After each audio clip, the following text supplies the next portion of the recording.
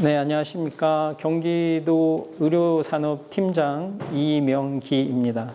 오늘 행사는 한국과 몽골의 보건 의료 분야의 상호 발전을 위해서 마련된 국제 학술 대회가 되겠습니다.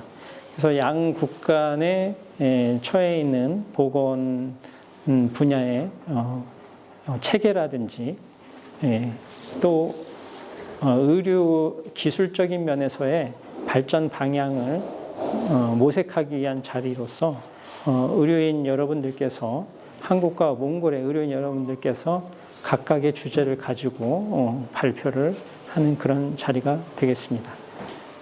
이러한 자리를 통해서 몽골이 지금 현재 겪고 있는 응급 의료 체계라든지 또 의료 분야에 있어서의 부족한 의료 기술에 대한 부분이라든지 이런 부분들에 대해서 다양하게 관련 전문가들이 이야기를 함으로 인해서 한국과 또 몽골이 서로 부족한 부분과 발전해야 될 부분에 대한 방향을 잡고 그리고 더욱 발전된 미래지향적인 방향으로 나아가고자 하는 그런 자리라는 점을 말씀드리겠습니다. 그리고 두 번째, 대한민국 경기도와 몽골의 교류 현황에 대해서 말씀을 드리겠습니다.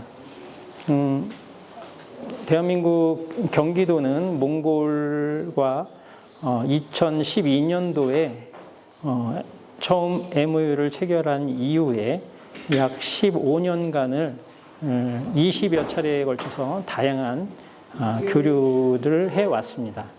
의료인 연수를 포함을 해서 그 외에도 이런 학술 대회에도 지속적으로 추진을 해왔고요.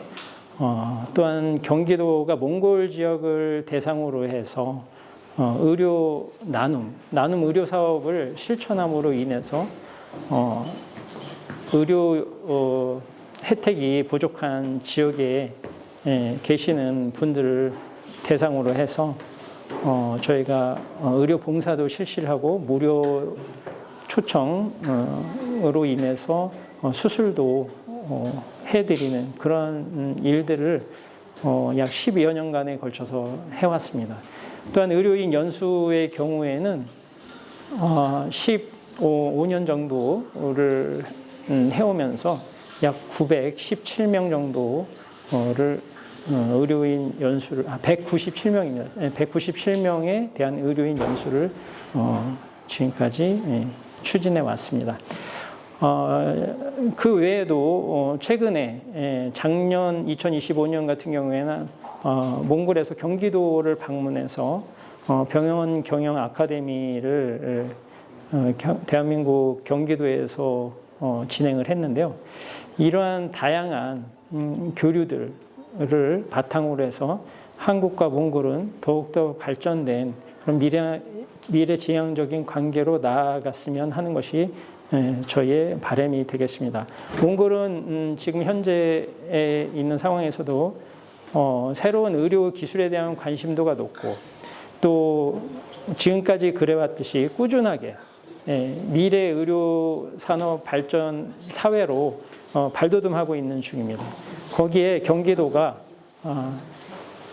몽골이 필요로 하는 부분들에 대해서 충분히 의료 서비스와 그다음에 의료 기기 등 다양한 의료 산업 발전에도 많은 좋은 영향력을 저희가 제시해 드릴 수 있을 것 같고 그리고 몽골 의료 산업 발전을 위해서 양국이 서로 상호 간에 신뢰를 바탕으로 해서 이렇게 긴밀히 추진을 한다고 하면 양국이 더욱 발전하고 그것은 이제 국민들의 의료 발전과 건강 보호를 위해서 일조할 수 있는 그러한 일이 아닐까 이렇게 생각하고 있습니다. 모쪼록 앞으로 한국과 몽골이 더욱 발전되고 더 미래지향적인 방향으로 나아가기를 희망합니다. 감사합니다.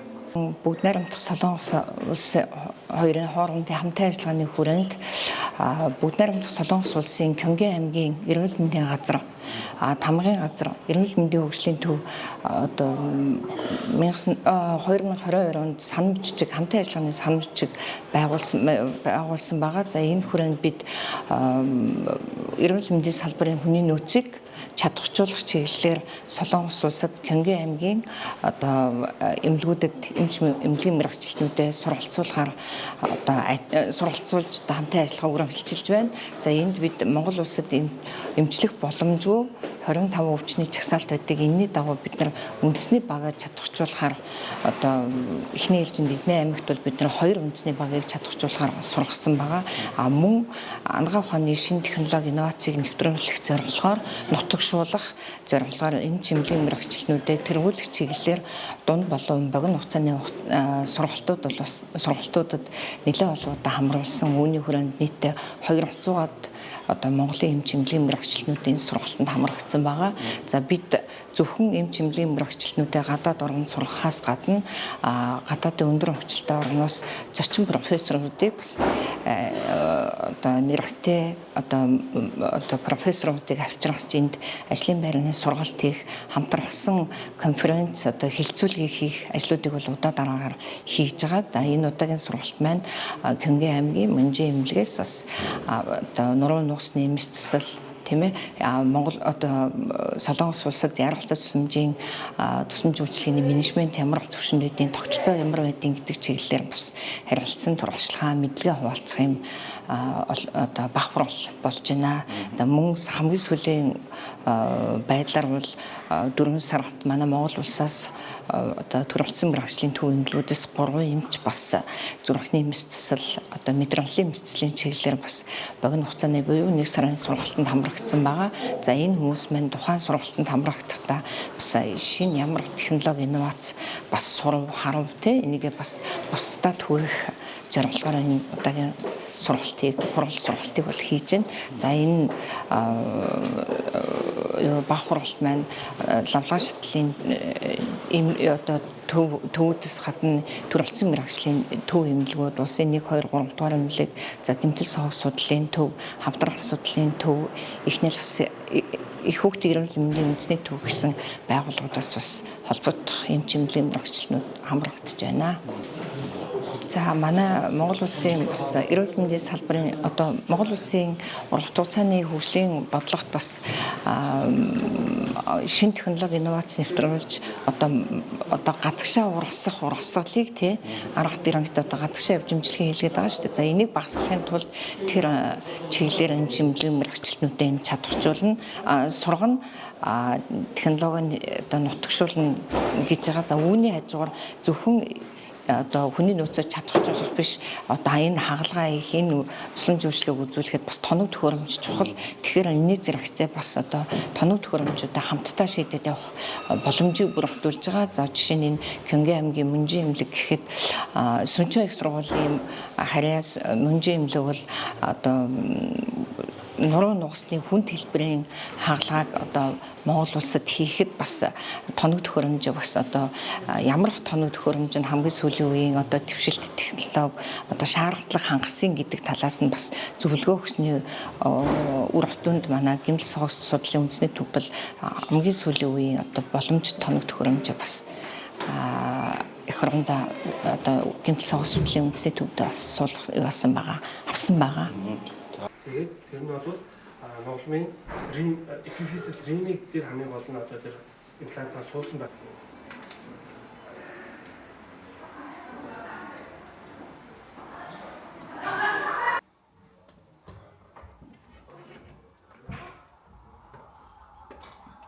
The patient try to emulation. If he failed, we have to treat. Одоо дараагийн кейс бол товчхон яри. Энэ өвчтөн бол хавдрын тохиолдол биш. Энэ бол көмөлсийн өвчин. One more case briefly. This patient is not a tumor.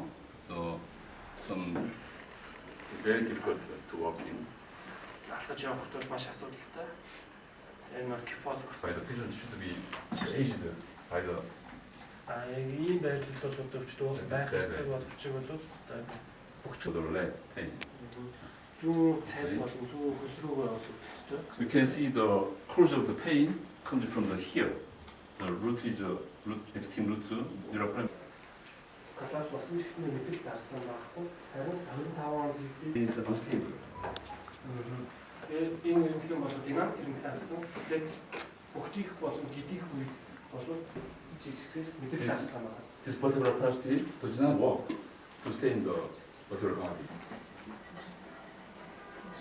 팀장으로 됐죠. We can inside the primary lining. 이렇게 하면 죽을 After operation,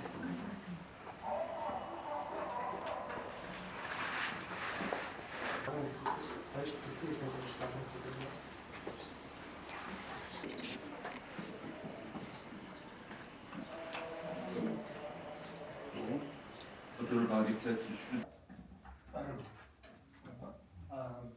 энэ мистер слайд техникийн давуу тал нь